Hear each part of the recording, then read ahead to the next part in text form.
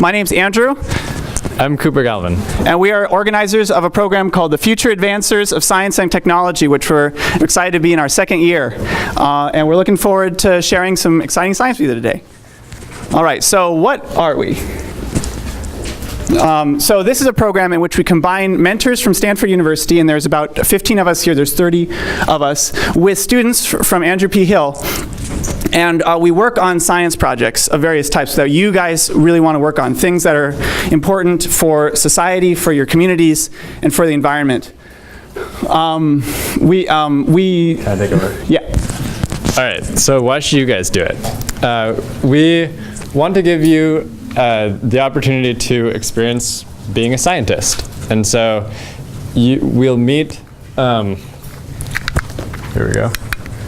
Oh, yeah, this is motivation. Okay, so we're going to meet every other Saturday until March and put together some awesome science projects with you guys. And so as we talked about last time, just like you can find cool science all around you in this world, you can also find cool scientists everywhere. And so that's why we're here to work with you guys. We think that, well, as we experienced last year, there's a lot of creative, cool individuals at this school, and we're really excited to work with you again.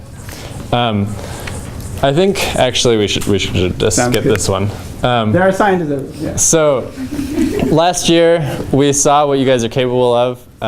14 of you got honors at the local science fair, and a number of you, around 5, went on to win awards at the regional championships, and someone actually got to travel to LA to compete in the statewide championship. So the bar's been set high, and we really believe in you guys to do cool science. Do you want to take over? All right, so this is an important point. Yeah, we're still there. So there's 2 strains to FAST, because you guys have the IB program here, and a lot of you, how many people are in an IB science class right now and will have to do an individual assessment? All right, very cool. We'll count later. And how many of you guys are not? So you're welcome to do FAST. And so for that, we're going to have mentors here who can guide you and will help you. You're going to come up with a science project to do, and they'll help you, really think of how to do the right controls and how to, really make it the best project it can be. And they'll be there to guide you and give you advice. Who here is not in an IB science program looking to do the individual assessment in science this year? Raise your hands. Awesome. You're also welcome. So for you, we've got a lot of teams. So we've got pairs of mentors who are going to help you. You're going to work together with 2 scientists from Stanford to do an interesting project that's related to some of the pitches that we're going to have today. We're going to have each of these groups come up and talk about something that's really exciting to them. And you, on the forms that you've been given, and if you haven't gotten a form, we're printing out more, you're going to rank the teams that you think you'd be really interested in working on. What kind of science really is exciting to you? And so there's a place for everybody, sophomores and up, and in any program. The logistics of this is, like Cooper said, we're meeting every other Saturday, and it's during the afternoon from 12:30 to 5 p.m. You need that time, as I'm sure a lot of the previous students can tell you, need that time so you can do all your experiments. Our first meeting is going to be September 10th.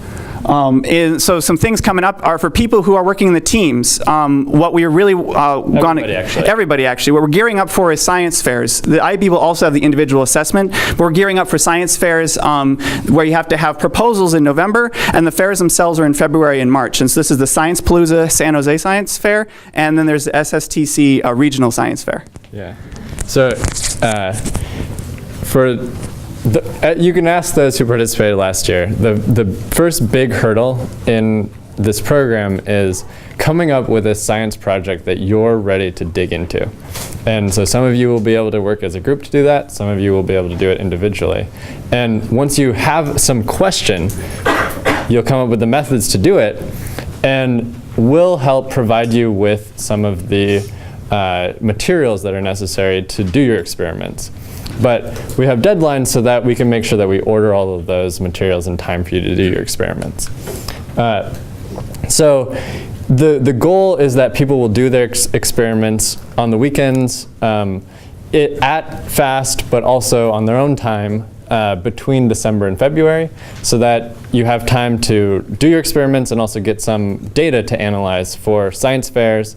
And then the places where you'll present your research will be at Science Palooza, at the state competitions, and then we're also going to do something new this year, which is everybody who makes it through the program will be invited to come visit Stanford to show off their research. So, yeah, do you want to? Sure. So there's a number of people who don't have participation forms yet. Can I see some hands there so we can see? Okay, so one of your teachers is printing out more. They're going to come to you hopefully while we're doing this. So you'll get a form before you leave, and make sure you badger us about that. Andrew, somebody is making copies? Yes, I see. I gave a flash, I forget his name, but I gave a flash drive to somebody. Okay. Yeah, so copies are being made. Also, but I sent an email to you, so if they don't. And if not, I just go and print them, but if someone's making copies, Yeah, someone's on it. All right, so. if you don't get one before you leave today for whatever reason, let me know. I'll give you one, not a problem. Yeah, not a problem. We want everyone to be able to participate. And if you know someone who's interested who can't be here today, we're filming it so they can watch the pitches and see all this information. On this form, don't forget there's two sides. The notes section there is just so to help you remember things from the pitches that we're about to give you. It's just for your benefit. Don't worry about anything that you put there. We also have a couple brief questions about, why are you interested in the program, and, what are some of your interests in science so far. Mr. Amendola will be happy to answer any questions you have about the form. We'll talk about it with him. All right. Any questions about that kind of stuff? We'll just have a few quick minutes for that, and then we're going to get to the pitches. Yep, ask us after. Okay, I will ask you after. Yep, okay. So, let's kick it off. Just to be clear, the way that we're structuring our program this year is we'll have team projects and we'll have individual projects. Everybody is welcome to participate in either, but there are certain logistical hurdles if you're an IB student to being part of a team project. But if you see a project that you think is really cool in the team section, we'll work to match you with those mentors so that you can do some individual project within the team setting. Yeah, so to kick it off, there's a few of us here who are designated to just work on individual projects. And so I'll be one of those. And that's me, Cooper Galvin.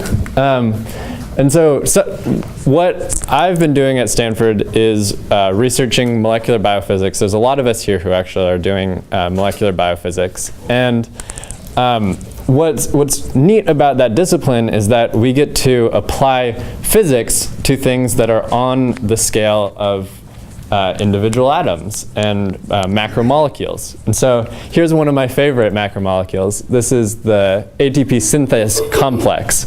So one of these is inside each of your cells, generating the power for the cells. So it generates that ATP that you're learning about in biology class. And so it's like the solar panels on your roof or the power plant that generates the electricity for your phones. But it's in each and every one of your cells.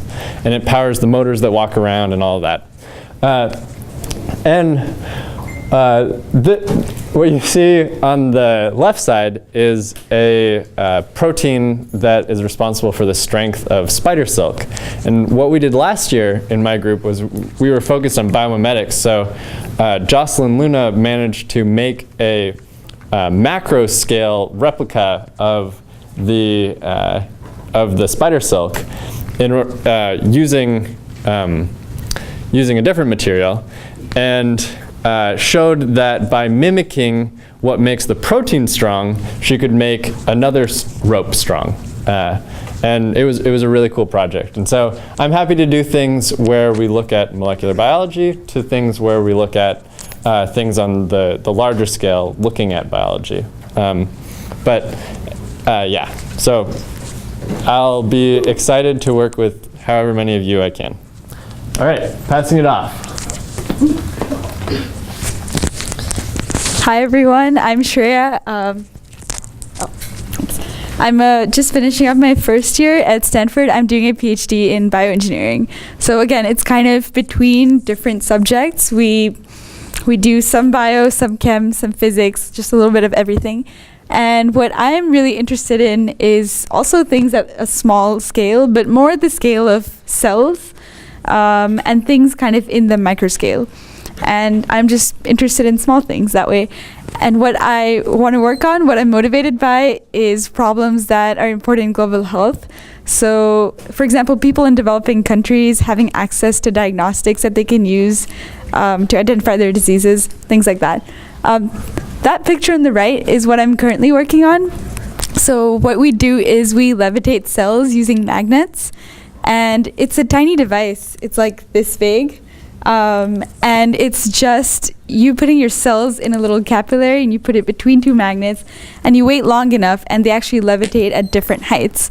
So that's an example of different types of cells, and that's a way of seeing how cells behave under different conditions, being able to sort cells, all kinds of things. And currently I'm working on looking at malaria-infected blood in this system. So I'm just levitating blood with malaria parasites in it. It's pretty fun. Do I have another slide? I do have another slide. So actually that picture, you probably can't see anything, it's really dark, but it's a picture of what the capillary looks like when cells are levitating between two magnets. And there's a few that are green, if you can see. Those are the ones that are parasites, because your normal red blood cells don't have any DNA in them. Parasites do. And so that's a way to help me figure out when I'm looking at my levitating blood, which ones are infected. And so that's an interesting project I'm working on right now. These are just examples of some of the other things I've worked on. I like things to do with materials and small things. So this one is a device to take sputum cells, so it's stuff that you cough out, for patients who have tuberculosis, and it processes the cells so that you could diagnose TB.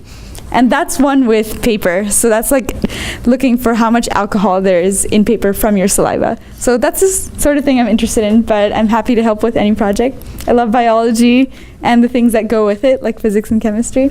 So, yep, thanks.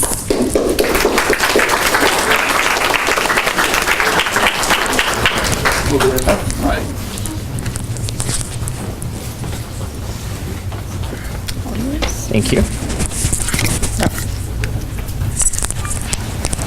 Hi everyone, I'm Alan Landers. I'm from Missouri originally, and I'm in the chemistry department over in Stanford. So I wanted to start with just a quick little video. Do I just hit that? Oh, didn't work. Click it up there. So can you move back? Yeah.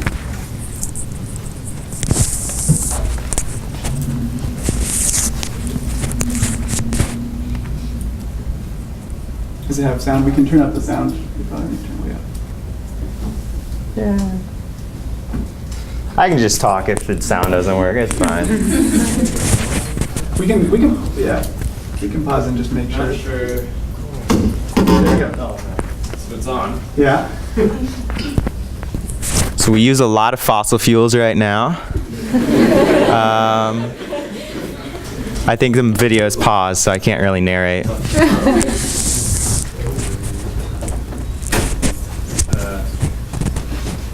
We can just move on. That's fine.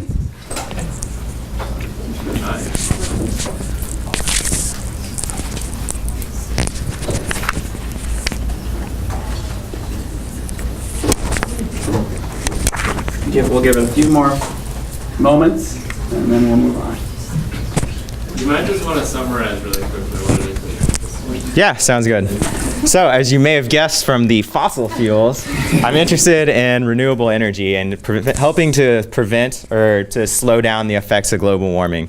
So that can come in a lot of different ways. Maybe you want to work on a project that's related to solar cells, or maybe you're interested in batteries, or maybe you're even interested in how we can split water into hydrogen gas, which you can use in fuel cells to power your cars. So if you're interested in any sort of energy type projects or environmental, or if you just want to do something related to chemistry, I'd be really excited to help out. So thanks.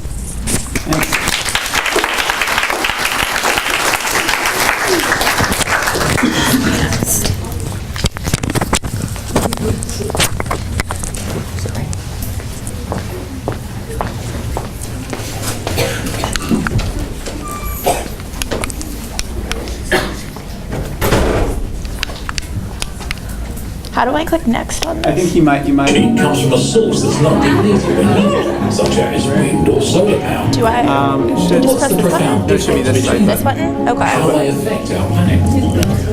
Okay. Sorry to cut that short, guys. Hi, I'm Melanie. I am a PhD student in biophysics at Stanford, like a lot of people here, actually. I did my bachelor's degree at Oberlin College, where I majored in chemistry and biochemistry, so anything to do with biochemistry I'm pretty interested in. Right now I study fish embryos that express a fluorescent protein, and we're trying to figure out if we can use this fluorescent protein to help us understand how the cells are pulling on each other, how they have tension on each other. So I have a little video here that shows like the first 2 days of development, if you could click on that. It's really fast.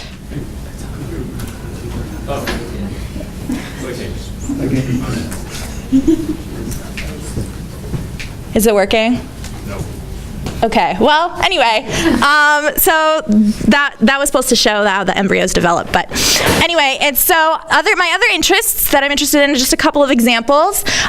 Collective and cooperative biology, so from the scale of, you can have ant colonies, how do ant colonies work together, and also biofilms. Biofilms are these things, they're like collections of bacteria that form on solid surfaces, so they form on your teeth, all kinds of things. So this is just a little diagram of how biofilms work. They will attach to a surface, form kind of a big colony that can sort of have its own properties separate from the bacteria alone, which is really cool. And then